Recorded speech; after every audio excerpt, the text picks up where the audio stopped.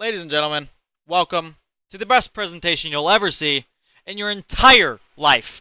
I am Kyle Bransky, presenting to you on Aerogel.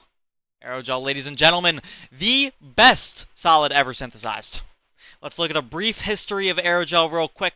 It was invented in 1931 by a Samuel Kistler. He was a professor at the College of the Pacific in Stockton, California. He developed it in 1931 as a result of replacing liquid with gas from a gel substance without it collapsing. And that's when aerogel was first synthesized. I'll talk more about the synthesis of aerogel later on. In the 1980s, there were many improvements to the synthesis and overall structure of aerogel. They were able to produce it much more cost effectively, although to this day it's still not very cost effective to make aerogel, which is why we only see it being used in NASA like rockets, where you have the money to spend on things. And better materials were able to be used as carbon dioxide as opposed to alcohol. The flammable alcohol, we'd like to use carbon dioxide more, and we were able to figure out a way to do it. And organic aerogels were also able to be synthesized with carbon. And in the 2000s, fiber reinforced aerogels were invented. The fiber would just run through the aerogels, and it's able to hold its structure a lot better. It's a lot less brittle, as I'll talk about in the properties in just a second.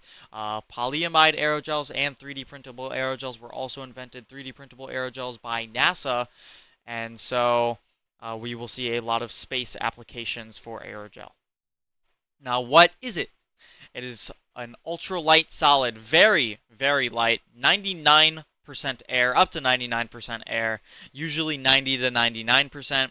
It's a very brittle solid, and silica aerogel has a blue hue, while metal oxide aerogels actually tend to have more of a white, or even some of them can be colored aerogels. But most of the ones we'll see today are a silica aerogel, which are blue. Now let's look at some of the properties. The density, it is the lightest solid ever synthesized, which specifically was graphene aerogel at 0.16 milligrams per centimeter cubed. That's just kind of a fun fact I threw in. But usually they're between 0.2 to 100 milligrams per centimeter cubed. Even some of them can go a little bit higher than that. But in the grand scheme of things, that is still an extremely light solid, lighter than almost anything you can hold in terms of density. Anything you can hold in terms of density in your average room. Aerogel is lighter.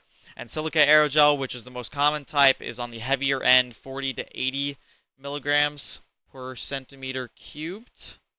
And for insulation, the Knudsen effect causes, so with the Knudsen effect, the pores are smaller than the mean free path of air molecules. And so what that means is that air can't move through the solid effectively, and so heat cannot be transferred from one side of the solid to the other. And so aerogel is a very great insulator because the air particles hit each other towards the surface and they're not able to get through the pores. And as we'll see later, the pores are not straight through the solid. Rather, it's not necessarily randomly arranged, but it's almost randomly arranged the way that aerogel is. And so it's very hard for air to get through the pores, and so it also has very good thermal capabilities. It can survive temperatures of up to 1,000 degrees Celsius, with some surviving up to 1,400. I even have one later that I'll talk about that can survive up to 1,800 degrees Celsius.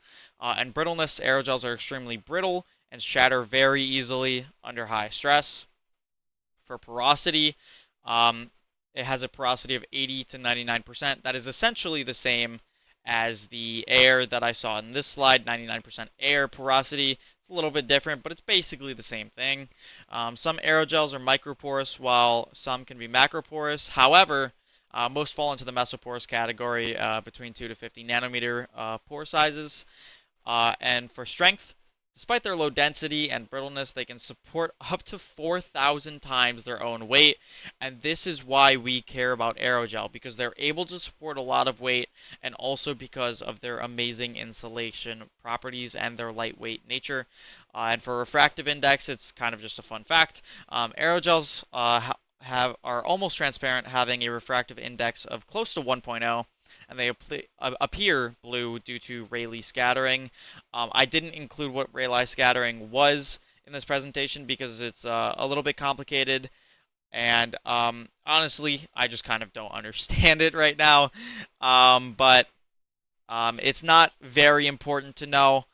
This is only for silica aerogel. And for types of aerogels, it's important to note that these are not all the types of aerogels. These are just the two that I'm going to focus on. There are silica aerogels and there are metal oxide aerogels. These are under the inorganic aerogel branch. And for silica aerogels, they're the most commonly and commercially available aerogels. They are lighter than metal oxide aerogels, as you would expect, because metals are heavier than silicon and oxygen. I forgot to mention this, but most silica aerogels are made with silica dioxide. It has the SiO2 formula. And despite being common, it's still very expensive to make. It's mesoporous, and silica aerogels can only be blue. While metal oxide aerogels, they have a superior thermal stability and can withstand 1200 to 1800 degrees Celsius temperatures, which makes it really good for space applications because it's still very lightweight and it has a higher, as I can see, it has a higher density, so it's a little bit more heavy than silica aerogels. Also, by the way, more colors!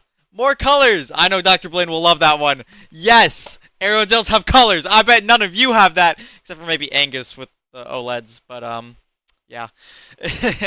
For synthesis of silica and metal oxide aerogels, it starts with sol gel chemistry, which we've seen in a couple other presentations too, actually.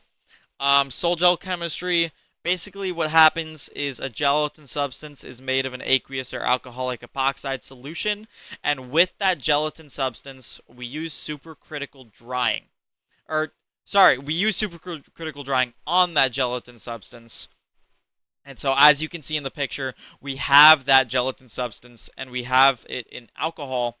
We put carbon dioxide in, we increase the pressure, we make it as pressurized as possible in this supercritical drying technique until all of the fluid inside of the gel evaporates and we're left with a structure which is aerogel. It's just a solid with no liquid in it. And now we have a BET of aerogel. This is a type 4.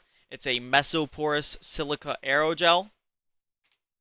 And then for uses, it is mainly used in space, and so I have two space uses that both from NASA.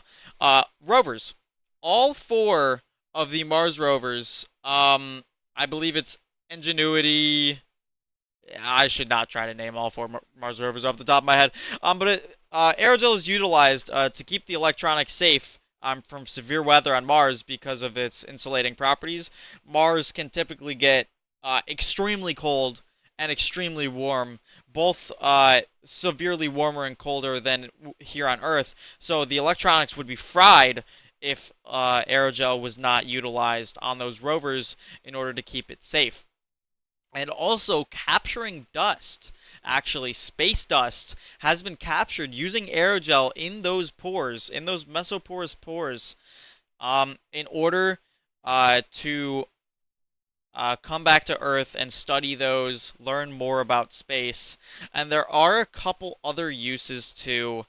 I don't have any of them, or actually I do have them here. They're using industrial pipelines and electric vehicle batteries to prevent thermal runaway. There's a couple more, but here are my resources. And thank you for watching. I hope you all have a fantastic day.